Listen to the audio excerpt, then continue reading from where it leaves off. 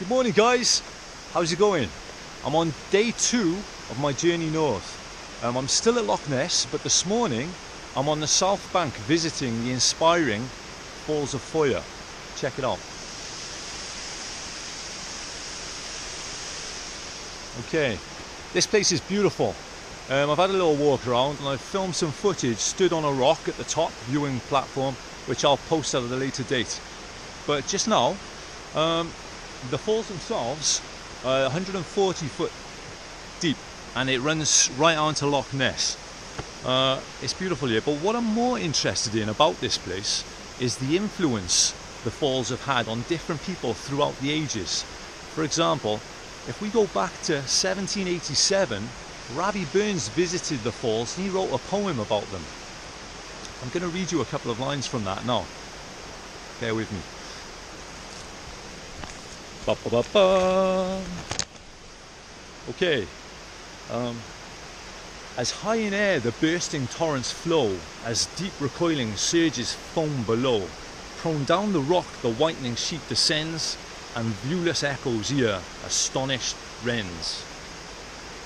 Okay, so Scottish legendary poet Rabbi was influenced by the Falls of Foyer.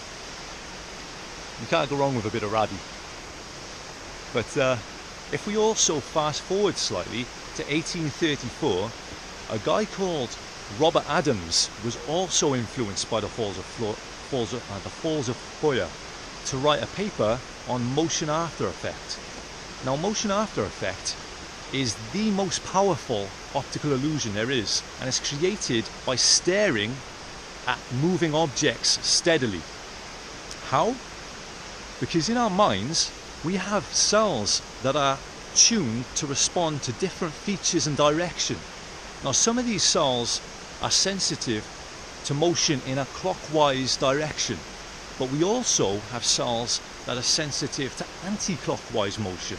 So when you're out and about in nature, or you're looking at a painting or a magazine, if there's no movement in the image, then both sets of cells produce roughly the same response. But in a motion after effect illusion, for example, a circle spinning in a clockwise direction, then the cells that are sensitive to this direction, they use up all their energy and they become tired. Then when the clockwise motion stops, the cells that are sensitive to anti-clockwise motion, they kick in and take over. So this is in an attempt to kind of restore balance, and it's this that causes stationary objects to appear as if they're moving. And that's what Robert Adams noticed when he was staring at the Falls of Foyer. Now, although Robert Adams wasn't the first person to discover this, it was his paper that led to motion after effect to also become known as waterfall illusion. I find this fascinating. It also makes me think of the work of French-Hungarian artist Victor Vasarely. Now, Victor Vasarely was born early in the 20th century and he specialised in paintings and sculpture using optical illusions.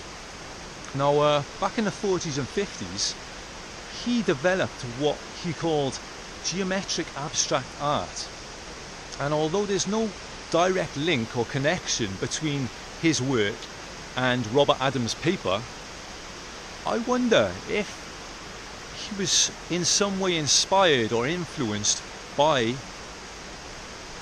motion after effect, and also in some way influenced by the Falls of Foyer.